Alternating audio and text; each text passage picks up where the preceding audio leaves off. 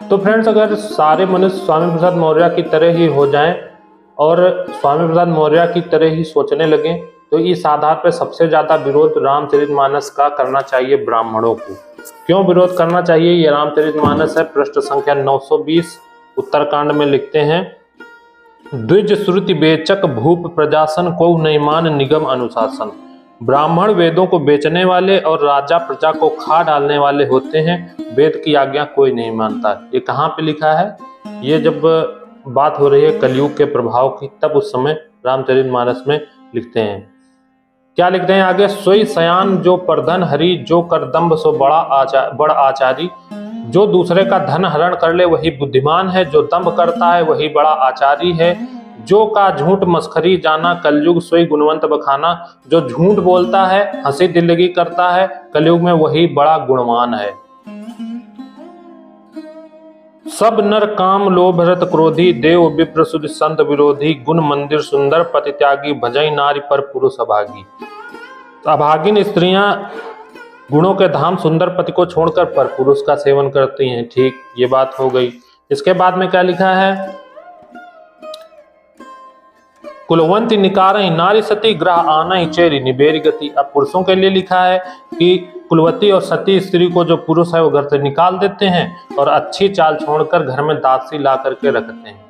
तो देखिए, उत्तरकांड में जब वर्णन हो रहा है कलयुग का, सबके लिए कुछ न कुछ कलयुग का प्रभाव का जब वर्णन करते हैं, पुरुषों के लिए अलग लिखा, नारियों के लिए अलग लिखा। अब एक चौपाई आप पढ़ेंगे तो अर्थ स्पष्ट उसका नहीं होगा, तो कायदे से इसको पढ़ना चाहिए। रामचरितमानस को बहुत कायदे से पढ़ना चाहिए।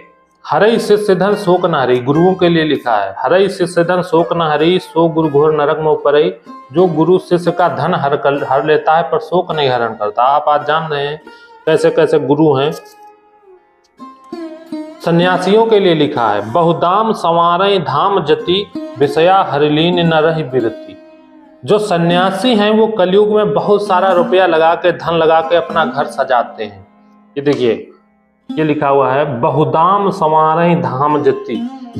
पैसा लगा के अपना घर सजा रहे हैं। विषया हरिलीन न रही निबती, उनमें वैराग्य नहीं रह गया है, उनमें उसे विषयों ने हर लिया है। तपस्वी धनवान हो गए हैं, तपसी धनवंत दरिद्र गही। तपसी धनवान हो गए हैं और जो गृहस्थ हैं वो दरिद्र हो गए हैं। कलयुग की लीला का कुछ कहा नहीं जा सकता है। कल कौतुक जात न जात कही। तो ये तुलसीदास जी लिखते हैं कि कलयुग का कौतुक कुछ कहा नहीं जा रहा है। जो सन्यासी तपस्वी हैं वो धनवान हो गए, बिल्कुल प्रत्यक्ष उन्होंने लिखा। जो आजकल घटित हो रहा है, जो तपस्वी हैं, तपस्या कर रहे हैं, साधु वेशधारी हैं, वो अपना घर सजा रहे हैं और गृहस्थ जो है वो गरीब घूम रहा है। तो रामचरितमानस को बहुत कायदे से पढ़ने की जरूरत है। इसमें एक चौपाई है, परम धर्म श्रुति विदित अहिंसा, पर निंदा सम अगनगरीसा। लिखते हैं कि परम धर्म श्रुति विदित अहिंसा, सबसे बड़ा जो धर्म है जो वेदों में कहा गया है वो अहिंसा है। और पर निंदा सम अगनगरीसा, दूसरों की निंदा के समान कोई पाप नहीं है। तो ऐसी है रामचरितमानस, इसको कायदे से पढ़ना चाहिए। कुछ लोग तो कहते हैं कि अपने माता पिता की पूजा करो, राम की पूजा करने से क्या होगा? तो उन मूर्खों से यही कहना है भैया कि राम तो तभी राम हुए क्योंकि उन्होंने अपने माता पिता की बात मानी थी। माता पिता की बात मान करके ही वो राम कहलाए, पहले राम नहीं कहलाए। पहले तो ऐसे ही राजकुमार थे, लेकिन जब वो अपने माता पिता की बात मान के, अपने पिता की बात मान के बन गए, और तभी से उनके चरित्र का जो है वर्णन, वही चरित्र वर्णन किया जाता है, बाकी तो बाल कांड में आ जाता है। तो माता पिता की बात मानी थी तभी तो राम कहलाए। और सभी को अगर राम जैसा बेटा मिल जाए, ऐसा सबको सौभाग्य नहीं होता है। तो राम की पूजा करना सबके बस की बात नहीं है। और रामचरितमानस का ज्ञान जो है वो सबको पढ़ के ऐसे ही पता चल जाए एक दो चौपाइयों में, तो बड़ा दिव्य पुरुष होगा स्वामी प्रसाद मौर्य की तरह। तो मोटी पुस्तक है, इसको पूरा पढ़ना चाहिए और अपने माता पिता का सम्मान बिल्कुल करना चाहिए और किसी के धर्म का अनादर नहीं करना चाहिए। Thank you.